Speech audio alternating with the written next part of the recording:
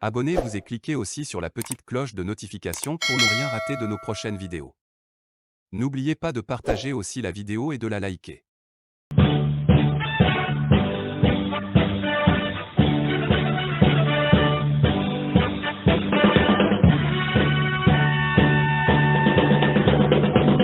Madame, Monsieur, bonjour. Bonjour à tous, bienvenue. Ravi de vous retrouver ce matin à bord du plus beau taxi du matin. Et notre première rédaction au téléphone ce matin avec nous, c'est la rédaction du bi-hebdomadaire L'Alternative. Et pour en parler, nous sommes avec le patron Ferdinand Haïté. Ferdinand, bonjour. Bonjour Eric. Et ce matin, vous évoquez les dérives de la gouvernance au Togo vers une mise sous surveillance des ONG, écrivez-vous, et vous précisez que le régime de Fort Gnassingbé est à l'école chinoise et turque. Oui, vous avez constaté ces derniers temps que le pouvoir a fait un rapprochement avec les régimes autocratiques et autoritaires. Vous savez, on dit toujours que les oiseaux de même plumage ils volent toujours ensemble. Donc, depuis un certain temps, le ministre des Affaires étrangères fait le tour tantôt en Russie, tantôt en Chine, tantôt en Turquie. Il y est déjà en Turquie, il est déjà passé là-bas 2 fois en moins de 2 mois. Après, le ministre de la Sécurité a suivi. Le parti Union pour la République togolaise a pour partenaire le Parti communiste chinois. Ils vont en Chine pour assister au congrès de ce parti. Les Chinois viennent ici pour les former.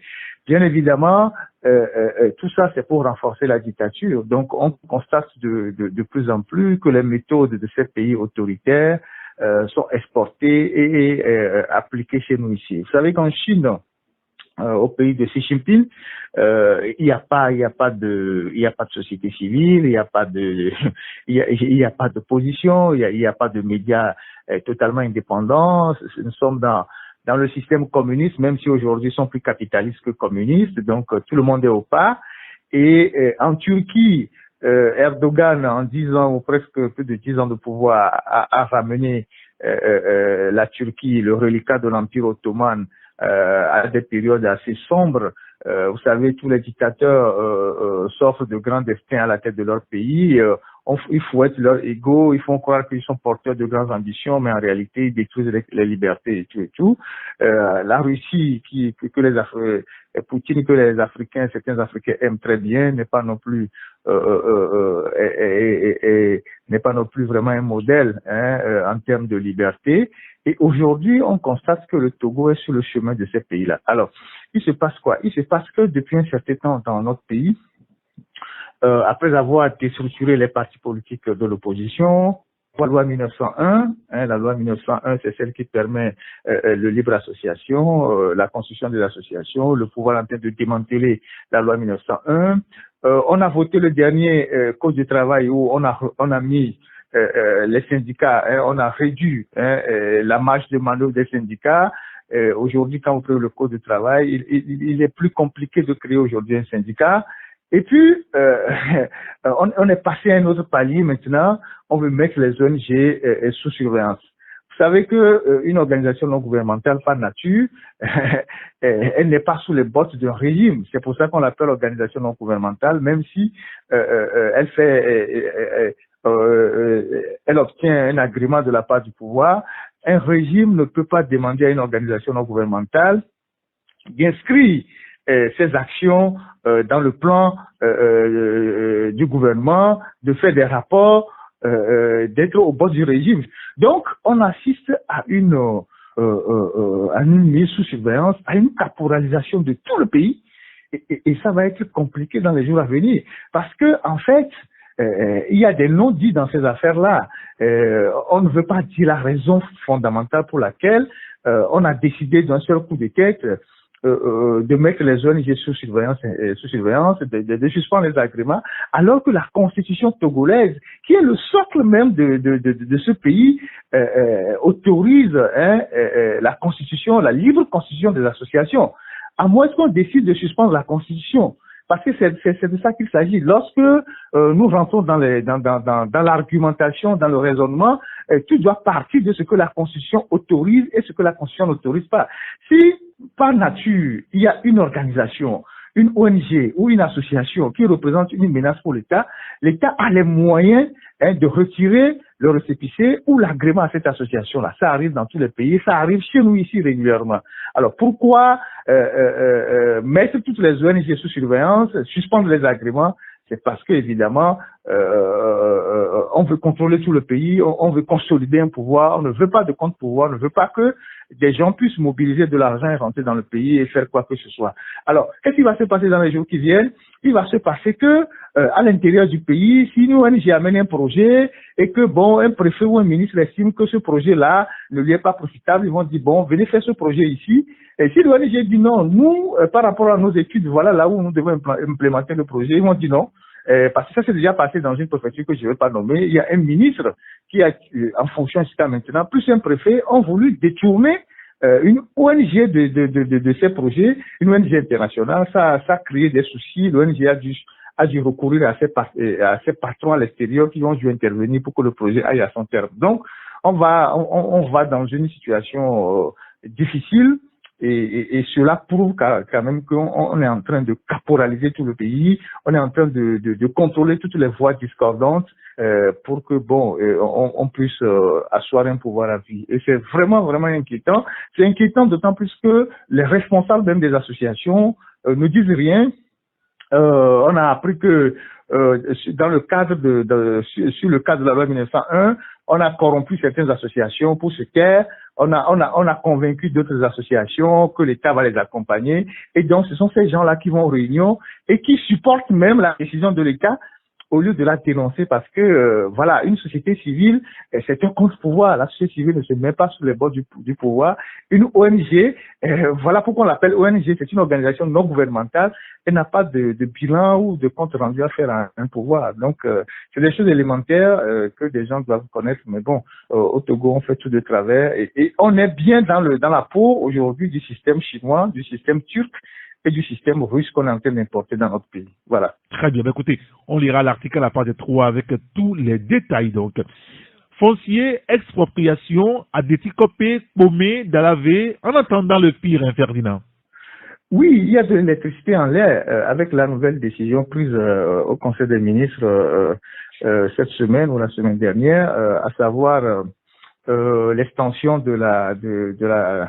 du site de la plateforme d'Adétikopé avec l'expropriation de 312 hectares pour agrandir le site et puis l'expropriation de 1117 hectares à Dalavé, à Pomé. Vous savez que déjà il y avait une tension à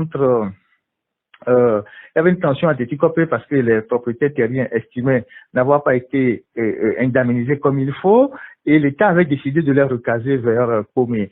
Or, les gens de Pomé, l'État voulait prendre au départ 716 hectares à Pomé pour recaser les gens qu'on doit déplacer à Adétikopé. Or, les gens de Pomé estiment qu'ils ont suffisamment déjà donné parce que la SNPT a pris sur leur terre sans rien leur donner. Il n'y a pas d'infrastructure, il n'y a pas d'école, il n'y a pas d'eau.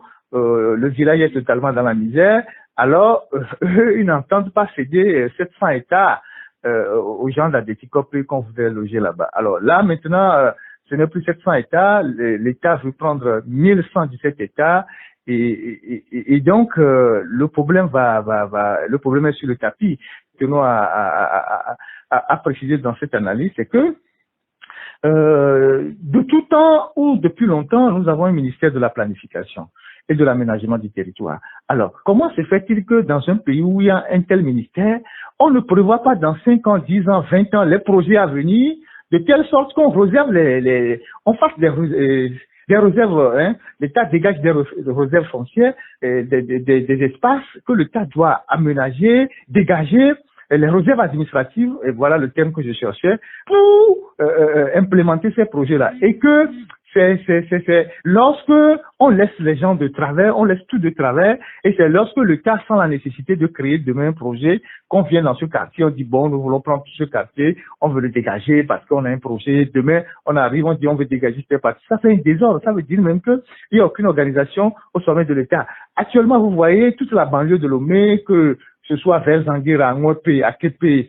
Michintové, jusqu'à Adétikopé, et à Belouvé, jusqu'à Dagbele, tout ça, et Lomé étant saturé, il y a une occupation anarchique de tous ces endroits que je viens de citer. Les Togolais ayant par nature toujours envie de construire une maison dès qu'il a un petit boulot, tout le monde veut construire une petite maison, même s'il est sur un quart de l'eau. Mais on voit bien que à tous ces endroits-là, l'État ne dégage rien pour le moment comme terrain ou réserve pour l'État. L'État laisse les gens occupés de façon anarchique. Et demain, on viendra dire oui, à moins peu on a un projet, on veut développer une zone industrielle, on dégage les gens sur 800 hectares. Après demain on dit à Gbelouvé, on veut tel terrain, les gens sont déjà installés, il faut les dégager, il faut les dédommager.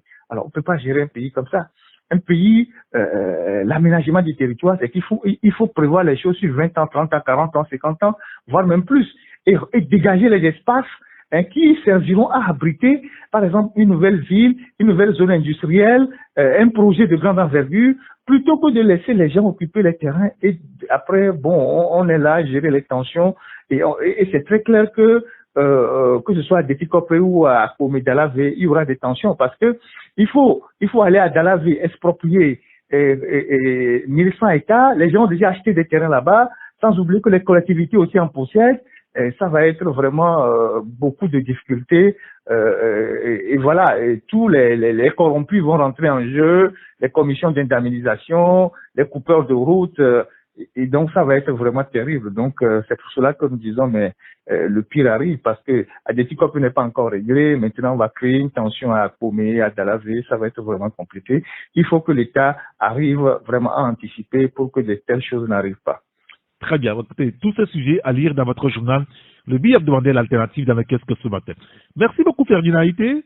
Merci, Eric. Et bonne journée à vous. Hein. À plus tard. À bientôt.